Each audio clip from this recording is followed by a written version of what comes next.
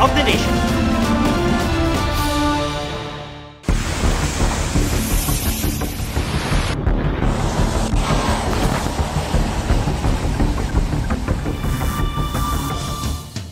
Luzon, Visayas at Mindanao apektado ng super bagyong Uwan.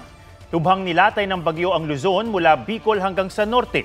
Hindi lang baha at malakas na hangin ang naminsala, pati daluyong o storm surge. Wasak ang maraming istruktura, naputol ang kuryente, nabuwal ang mga puno at may mga nasawi. May report si Darlene Kai.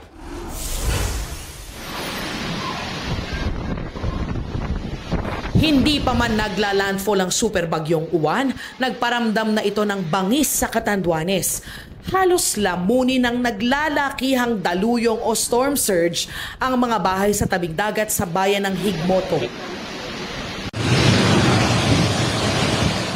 Nagngangalit din ang dagat sa Virac. Zero visibility dahil sa lakas ng ulan. Ang hangin sumisipol.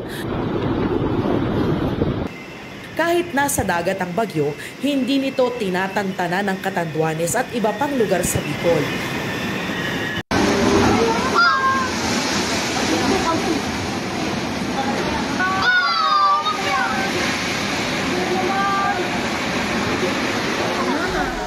Gaya sa Camarines Sur kung saan literal na winasiwas ang hanging bridge na ito. Bugbog sarado sa bagyo ang Daet Camarines Norte. Tuklap ang bubong ng ilang istruktura. Humambalang ang mga nabuwal na puno. May mga poste ring natumba kaya problema ang supply ng kuryente. 80 barangay ang isolated. Sa Dinalungan, Aurora, naglandfall ang bagyo gabi ng Linggo. Pero kahit maliwanag pa, walang bakas ng hinahon ang mga alon ng karagatang Pasipiko.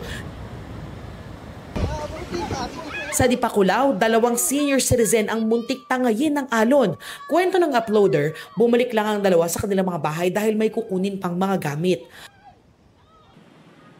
Wasak ang maraming bahay at nabunot ang maraming puno sa Dipakulaw. Stranded ang ibang motorista matapos wasakin ng malalaking alon ang malaking bahagi ng National Road. 3 bayan ngayon sa Aurora ang isolated. Nasira rin ng bagyo ang mga gusali ng isang paaralan sa Kasiguran. Dagat ang panghatak ng mga turista sa Baler, pero dagat din ang sumira sa mga establishmento sa dinarayong Sabang Beach. Iniisip ko, kinokontrol ko lang para malakas ang loob ko.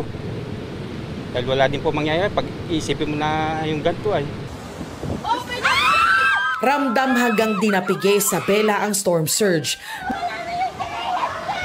Na-wash out ang beachfront na ito. Tuluyan ding nasira ang bakod sa harapan.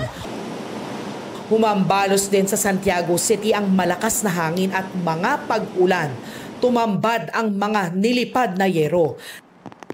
Nagkalat ang mga putol na sanga at iba pang bagay na tinangay ng hangin. Maraming poste at kawad ang pinabagsak. 33 lungsod at bayan ang walang kuryente. Sa bayan ng Rojas, bubong na lang ng ilang bahay ang tanaw mula sa baha. Nababaha po kami lagi, sir, kaya lang hindi po ganito kalalim. Lubog at hindi na rin madaanan ng lahat ng overflow bridge gaya ng nasa Cauayan City. Sa monitoring ng Isabela PDRRMO, may baha sa 8 bayan sa lalawigan. Sagabal din sa kalsada ang gumuhong lupa at nabuwal na mga kawayan sa Balbalan, Cagayan. Umaalulong ang bagyong Uwan sa pagdaan sa Baguio City. May naitalang baha at pagguho ng lupa. Pero mas kapansin-pansin ang mga itinumba nitong puno at poste. Nabaklas din dahil sa malakas na hangin ang ilang yero sa Dagupan City. Ang mga sanga ng puno at basura nagkalat na kung saan-saan. Pahirapan ang pag-rescue sa mga residente sa isang barangay dahil sa hanggang dibdib na bahang dulot ng storm surge. Sa Cayapan, Nueva Vizcaya, isang bahay ang natabunan ng lupa habang tulog ang mag-anak na nakatira roon. Nasawi ang 5 taong gulang na kambal. Nagpapagaling naman sa ospital ang mga magulang at isa pang bata. Darlene Kai, nagbabalita para sa GMA Integrated News. Ramdam din ang bagsik ng bagyong Uwan sa Metro Manila at iba pang probinsya sa Luzon. May report si Sandra Aguinaldo. Sa tindi ng tuloy-tuloy na pag-uulang dala ng Bagyong Uwan sa Caranglan, Nueva Ecija, ikinatakot ng mga residente ang mabilis na pagtaas ng tubig. Nagpanik na po kami dahil ayan na po ang biglang dating ng tubig. Sobra po ang lakas. Umiikot po yung hangin, kaya natakot po kami ng gusto. 5 barangay ang isolated.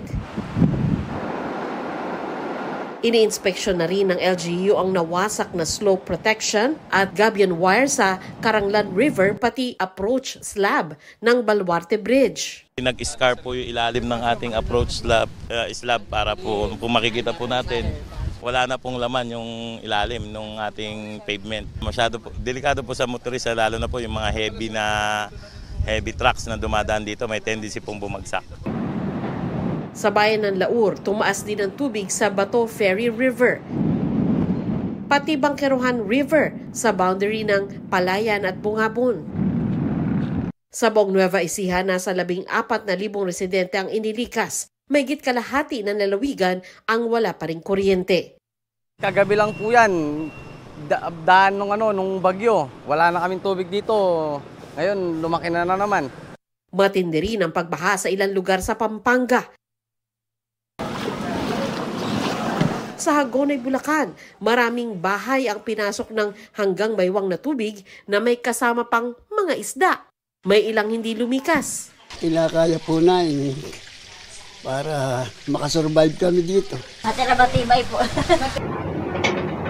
Inabot din ng abot bewang na baha ang pabahay ng National Housing Authority sa Giginto. Mahigit 700 taga-Giginto ang inilikas sa iba't ibang evacuation center. Pinasungit ng Bagyong Uwan ang Manila Bay.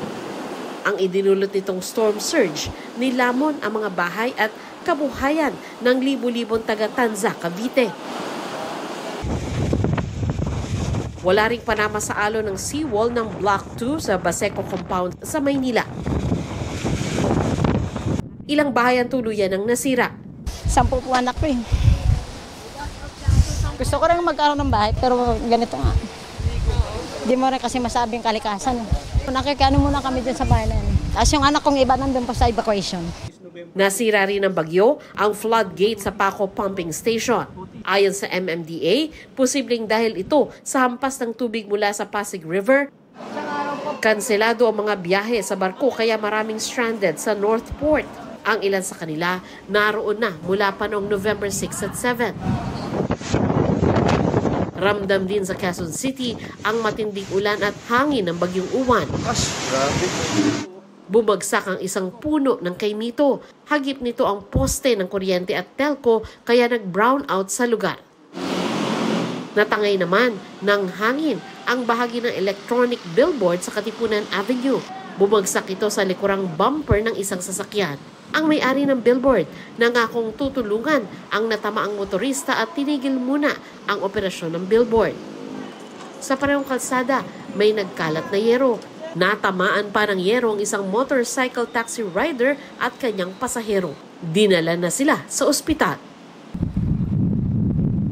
Storm surge at high tide naman ang nagpabaha sa Navotas. Apaw ang tubig kahit gumagana naman daw ang navigational gate. Medyo ninervyos na po, tapos nasabay po na walang po na ng kuryente.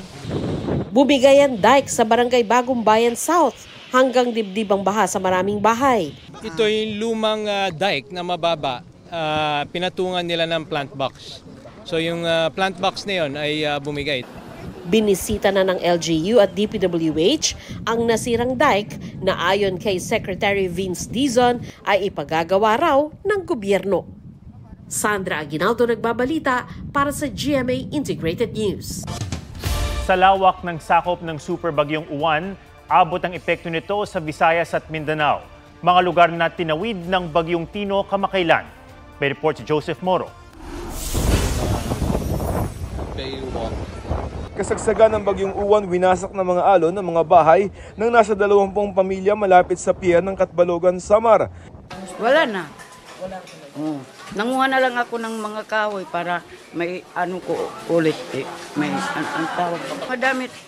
Pati ng nanay ko wala. Sa evacuation centers muna sila kasama sa mahigit 1,000 pamilyang inilikas. Isang senior citizen ang nasawi nang matrap sa bahay niyang pinadapa ng bagyo. Ayon sa mga kaanak, nakalabas na raw ang biktima pero bumalik para iligtas ang mga alagang pusa.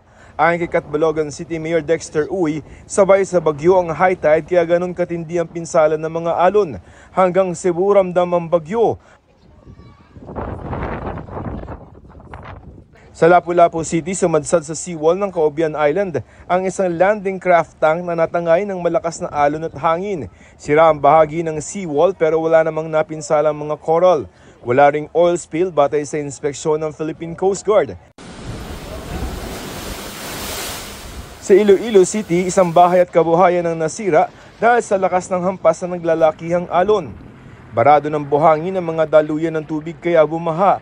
Need tani i-clear ang balas kay it will block the drainage system naton. Kung makasulod ni sa drainage naton, mabudlay na ni sa kwaon. Ngayong araw pinayagan magbiyahe ang maliliit na bangka. Balik operasyon na rin ang mga ports sa probinsya.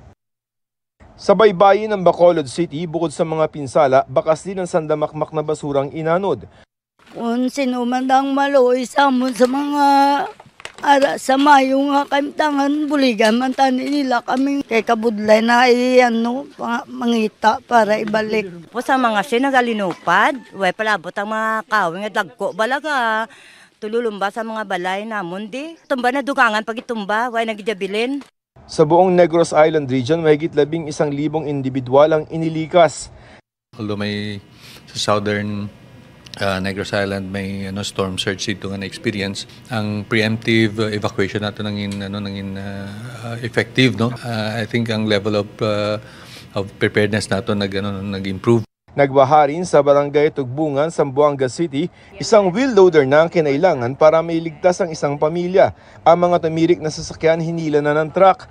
Pahirapan ng rescue sa abot baywang na baha. Sa barangay Tumaga, umapaw ang katabing ilog. Ayon sa Zamboanga City LGU, mahigit 2,000 pamilya mula sa 12 barangay ang apektado. Sa Butuan City hanggang baywang din ang baha sa ilang lugar. May mga bahay ring nasira matapos madaganan ng puno. Joseph Morong, nagbabalita para sa GMA Integrated News. 2 ang kumpirmadong nasawi sa pananalasa ng bagyong Uwan. Sa pinakahuling tala ng Office of Civil Defense, ang isang nasawi sa Biga, Catanduanes ay nalunod habang nabagsakan naman ng debris ang isa pang nasawi sa Catbalogan, Samar.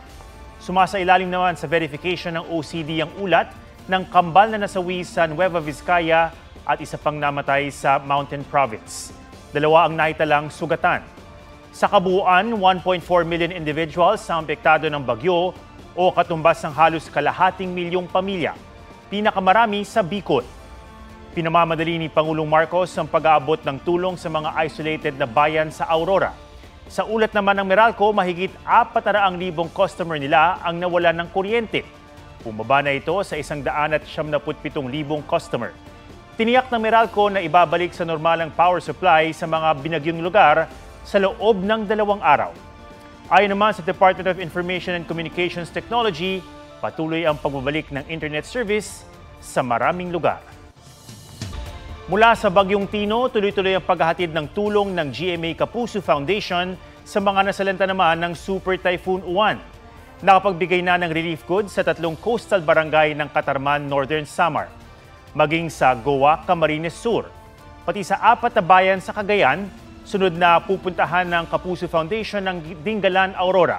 Sa dinalungan kung saan naglandfall ang bagyo, magtutungo rin ang foundation oras na maging passable na ang daan.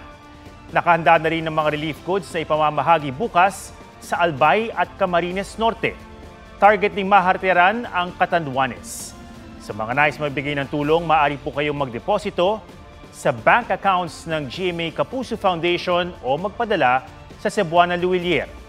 Pwede rin online via GCash, Shopee, Lazada, Globe Rewards at Metrobank credit cards.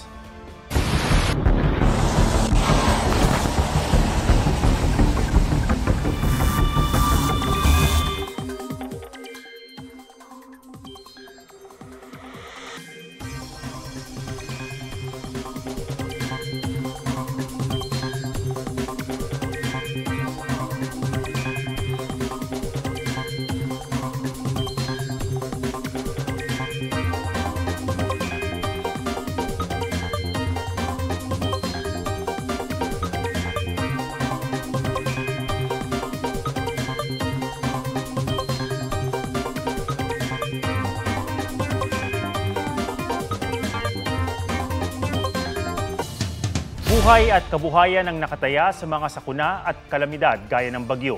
Kaya ang ilang kababayan natin naging maagap at nagtulungan. Yan ang report ni Oscar Oida. Laging humaharap sa hamon ng bagyo ang Catanduanes, lalo't kabilang sila sa mga unang dinaraanan ng malalakas na bagyo mula sa Pasipiko at sa paghagupit ng bagyong Uwan. Hindi nagpakakampante ang mga Katandunganon. Ang mga taga-Virac, wala pa man ang bagyo, naging abala para protektahan ang mga estruktura. May mga residenteng naglalagari ng kahoy, nagpupukpok ng mga pako at naglagay ng mga harang sa kanilang bahay at tindahan. Nakasanayan ng araw nila tuwing may paparating na bagyo ang maging I am ready. Wala ring iwanan ng mga mangingisda sa Dingalan, Aurora. Tulong-tulong nilang hinila ang bangkang kaagapay sa hanapbuhay. Hindi biro ang hambalusin ng superbagyo, lalo't kadaraan lang ng bagyong Tino na nagbabaha sa Visayas. Kaya kahit mailan pa rin hindi lumikas, lagpas 400,000 pamilya ang maagang nag-evacuate ayon sa Office of Civil Defense. May factor din yung nangyari sa Cebu and our constant drive in issuing the warnings sa ating mga local government units and making sure that they act or implement their preemptive or preparatory activities. Sa anumang sakuna, ang pagiging alisto at maagap susi sa kaligtasan. Oscar Oida, nagbabalita para sa GMA Integrated News. At yan po ang State of the Nation para sa mas malaking misyon at para sa mas malawak na paglilingkod sa bayan. Ako si Ato Maraulio mula sa GMA Integrated News, ang News Authority ng Pilipino.